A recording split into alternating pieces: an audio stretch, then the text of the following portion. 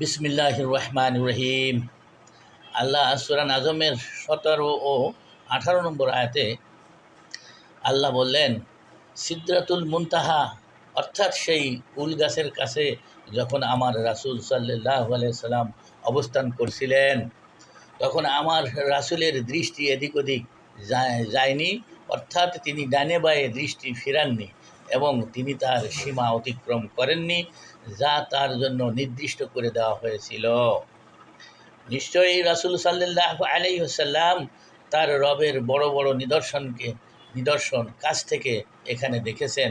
যেমন তিনি দেখেছেন জিবরাইল আলাইহিস সালামের আসল রূপ, আকৃতি, সিদরাতুল মুনতাহা অর্থাৎ শেষ সীমানা কুল গাছ ও আল্লাহর অন্য অন্য মহাশক্তির কিছু নিদর্শন তিনি দেখেছেন। এই কথাগুলো বিস্তারিত হাদিসে বর্ণিত হয়েছে।